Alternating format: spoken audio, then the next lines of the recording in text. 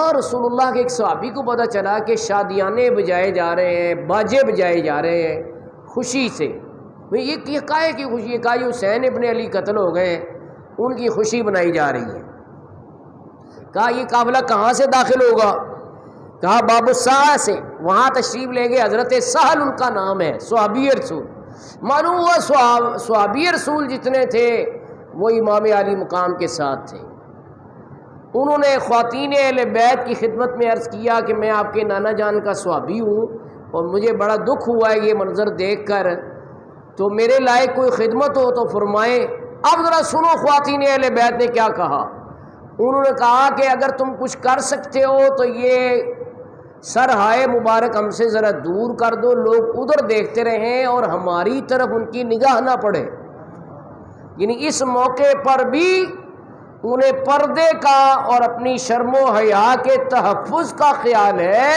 اس سے یہ پتہ چلا کہ سیدہ فاطمہ الزہرا کی سچی کنیز وہ ہے جو شرم و حیا کے زیور سے آراستہ ہے، وگرنہ بے پردہ ہوں اور جناب کالے کپڑے پہن لیے ماتم کر رہی ہیں. یہ کیا ہے؟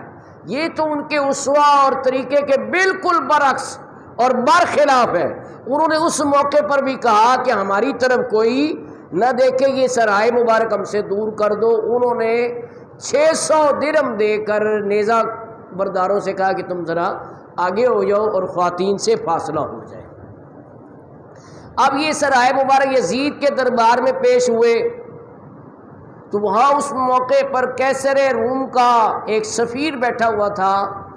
اس نے کہا یہ کس کا سر ہے؟ کہا جی حسین ابن علی کا جو تمہارے نبی کے نواسے ہیں. کہا تم پر حیرت ہے کہ ہمارے ہاں اس گدھے کے سم کا ایک ٹکڑا موجود ہے جس پر حضرت عیسیٰ علیہ السلام نے سواری کی تھی، اور ہم عیسائی اس سوم کی زیارت کے لیے اس طرح سے پوری دنیا سے آتے ہیں جیسے حج کے لیے تم جاتے ہو.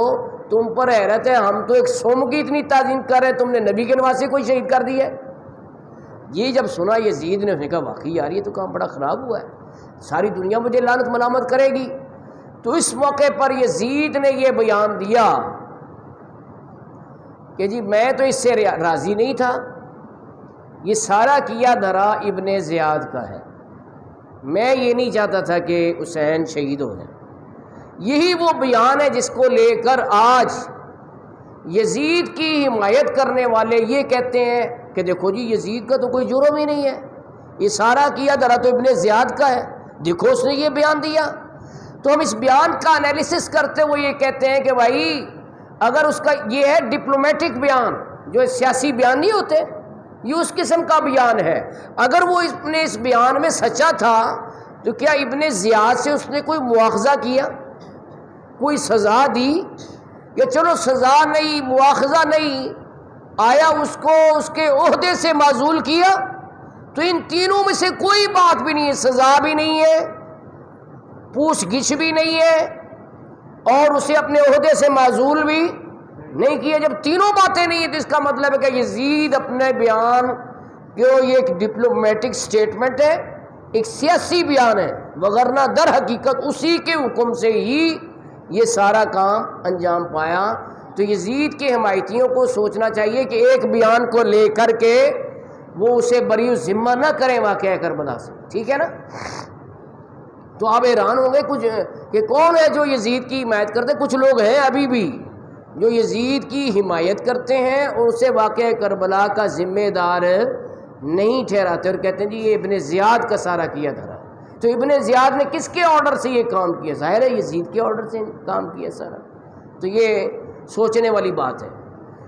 اب چونکہ اس نے سیاسی کام کرنا تھا، کہا جاتا ہے مولانا محمد شفیع اکاڑوی رحمۃ اللہ علیہ نے بھی اپنی کتاب میں لکھا ہے کہ سب سے پہلے سیاہ کپڑے یزید کے گھر والوں نے پہنے اور سب سے پہلے اس کے گھر کی عورتوں نے ماتم کیا کہ جی ہمیں تو بڑا افسوس ہے، بڑا ہی دکھ ہے کہ یہ حسین شہید ہو گئے، ہمیں تو بہت دکھ ہے. یہ سارا کام جو ہے یہ ابن زیاد نے کیا. ٹھیک ہے نا؟ یہ سب سے پہلے کام اس گھر سے شروع ہوا تھا جو آج ان لوگوں نے محبت اہل بیت کے نام پر شروع کیا ہوا ہے. اور واقعہ کربلا کا اصل جو پیغام ہے کہ فاسق و فاجر کی بیعت نہیں کرنی، اس کو کوئی بھی سامنے لے کے نہیں آتا، اور اس قسم کی خرافات اور بدعات میں قوم کو ملوث کر دیا ہے۔ اب کیا ہوا، یزید نے کہا کہ اس قافلے کو واپس بحفاظت مدینہ منورہ چھوڑا جائے، تو نعمان بن بشیر صحابی رسول تھے جو ابتدا میں کوفہ کے گورنر تھے، جن کو نرمی کرنے کی وجہ سے یزید نے پہلے ہٹایا تھا کہ تو نے اہل بیت کے ساتھ سخت سلوک نہیں کیا، اب انہی کو بلا کر کہا کہ ان کو بحفاظت لے جاؤ اور مدینہ منورہ ان کو چھوڑو۔ تو یہ پھر حضرت نعمان بن بشیر کی قیادت میں اسیران کربلا کا قافلہ بحفاظت مدینے پہنچا، اور امام عالی مقام کی وصیت کے مطابق سب سے پہلے نانا جان کے روضے پر حاضر ہوا اور امام حسین رضی اللہ عنہ کا سلام پیش کیا۔ اب متعدد روایات ہیں جن میں ترجیح اسی روایت کو ہے کہ سر امام حسین اس وقت بھی قافلہ اہل بیت کے ساتھ تھا، باقی سر تو میدان کربلا میں دفن ہوئے، لیکن یہ سر مبارک جنت البقیع میں حضرت فاطمۃ الزہرا رضی اللہ تعالیٰ عنہا کے پہلو میں دفن ہوا۔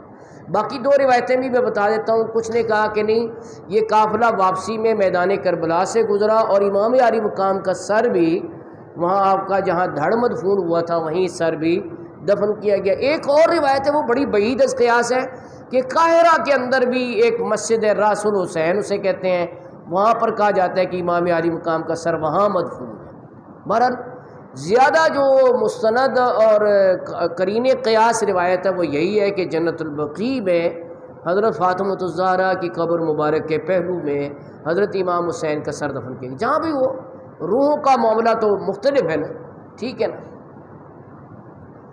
اس کے بعد کیا ہوا کہ مکہ، مدینہ، طائف اور جدہ، اس صوبے کو صوبہ حجاز کہتے ہیں، انہوں نے اجتماعی طور پر یزید کی بیعت توڑ دی کہ ہم یزید کی بیعت توڑنے کا اعلان کر دیں، اس نے بڑا ظلم کیا ہے۔ تو یزید نے اس بغاوت، یعنی اس کے خیال میں یہ بغاوت تھی، اس کو فروغ کرنے کے لیے مسلم بن عقبہ کی قیادت میں ایک لشکر بھجوایا جس نے مدینہ منورہ پہ حملہ کیا۔ اب چونکہ اس کی فوجیں کثیر تھیں اور یہاں مدینہ کے شہری مدینہ میں جنگ کرنا یہ مدینہ کے تقدس کے خلاف سمجھتے تھے، وہ پہاڑوں پر چلے گئے۔ انہوں نے 3 دن تک مسجد نبوی شریف میں نماز نہ ہونے دی یزیدی لشکر نے۔ اب پھر ہم یعنی یزید کو دعوت غور و فکر دیتے ہیں کہ چلو تم نے واقعہ کربلا سے تو اس کو بری ذمہ کیا، تو مدینہ منورہ پہ جو چڑھائی کی اور مسجد نبی شریف کی جو بے ادبی ہوئی اس کا کون ذمہ وار ہے؟ حضرت سعید بن مسیب تابعی، جن کا ہم پہلے بھی ذکر کر چکے ہیں، انہوں نے 40 سال تکبیر اولیٰ کے ساتھ پہلی صف میں نماز پڑھی ہے، یہ مسجد نبی چھوڑ کر پھر نہیں گئے۔ اور جب وہ یزیدیوں نے ان کو پکڑا کہ ان کو شہید کر دیں اور کوئی بندہ ملا نہیں، تو انہوں نے سمجھا یہ پاگل ہے، دیوانہ ہے، عشق دے چلے ہی نمبر لے گئے، عقل مند ہے وہ عمرہ گالیاں، تو دیوانہ سمجھ کے ان کو پھر چھوڑ گئے۔ مسجد نبی شریف بند تھی اور باہر نکلنا ممکن نہیں تھا، لیکن حضرت سعید بن مسیب کا کہنا یہ ہے کہ 3 دن میں نے ہر نماز اس کے وقت میں پڑھی۔ اب یہ کئی کتب میں بیان ہوا ہے واقعہ بڑی تفصیل سے۔ آج وہ کیسے؟ کہا جب نماز کا وقت ہوتا تو روضہ رسول صلی اللہ علیہ وسلم سے اذان کی آواز آتی تھی تو میں وضو کر کے نماز پڑھ لیتا تھا۔ 3 دن 3 راتیں یہ مسجد نبی شریف میں رہے سعید بن مسیب۔ اب یہاں پر یہ تباہی بربادی جو ملا اسے قتل کیا انہوں نے۔ سعید بن مسیب کو تو پاگل سمجھ کے چھوڑا نا، باقی جو انہیں مل گیا مدینہ منورہ میں سب کو قتل کر دیا۔ باقی جو باشندے تھے وہ پہاڑوں پر چڑھے ہوئے تھے۔ اب یہ مکہ شریف پہنچا جہاں پہ عبداللہ بن زبیر حضرت ابو بکر صدیق کے نواسے، انہوں نے اپنی خلافت کا اعلان کیا تھا اور ان کی خلافت قائم بھی ہو چکی تھی مکہ، مدینہ، طائف اور جدہ کے علاقے۔ اب انہوں نے مکہ مسجد الحرام شریف کو اپنا مرکز بنا لیا، خانہ کعبہ میں محصور ہو گئے۔ یہ باہر سے گولے پھینکتے تھے جس کے نتیجے میں غلاف کعبہ میں آگ لگ گئی، اور حضرت اسماعیل علیہ السلام کے فدیے میں جو دمبا آیا تھا اس کا سینگ بطور تبرک وہاں رکھا ہوا تھا، وہ سینگ بھی اس میں جل کر راکھ ہو گیا۔ اب وہیں حضرت عبداللہ بن زبیر کو یہ خبر آئی کہ 64 ہجری اسی موقع پہ آ چکی تھی، اور واقعہ کربلا کو 3 سال 7 مہینے گزر چکے تھے کہ یزید پلید جہنم رسید ہو گیا۔ مرض استسقاء میں مبتلا ہو کر، تو آپ نے اعلان کیا کہ او شامیوں، تمہارا جو گرو تھا وہ تو مر گیا، اب تم کس کی خاطر جنگ کر رہے ہو؟ تو انہوں نے جب تحقیق کرائی اپنے طور پر تو انہیں بھی پتہ چل گیا کہ یزید پلید مر گیا ہے۔ اور اس میں دیکھو کتنا بڑا سبق ہے کہ اتنی تباہی برپا کرنے کے بعد بھی چین کا سانس اسے دنیا میں لینا نصیب نہیں، وہ آخرت میں تو ویسے ہی سزا ہے ہی ہے۔ تو اس سے پتہ چلا کہ وقتی فائدے کو سامنے رکھ کر اپنی آخرت کو جو لوگ دھاؤ پر لگاتے ہیں، نہ ان کو دنیا نصیب ہوتی ہے، نہ آخرت تو ویسے ہی تباہ کر بیٹھتے ہیں۔ نہ خدا ہی ملا، نہ وصال صنم، نہ ادھر کے رہے نہ ادھر کے رہے۔ تو یہ حال یزید کا ہوا کہ امام عالی مقام کو شہید کرایا، مدینہ منورہ کی بے ادبی کی، مکہ المکرمہ کے تقدس کو اس کے حکم سے پامال کیا گیا، یہاں تک کہ اس کی فوجیں پھر واپس بھاگیں۔ حضرت عبداللہ بن زبیر رضی اللہ تعالیٰ عنہ، آپ کا اقتدار حجاز سے بڑھ کر پھر کوفہ اور بصرہ پر بھی قائم ہو گیا۔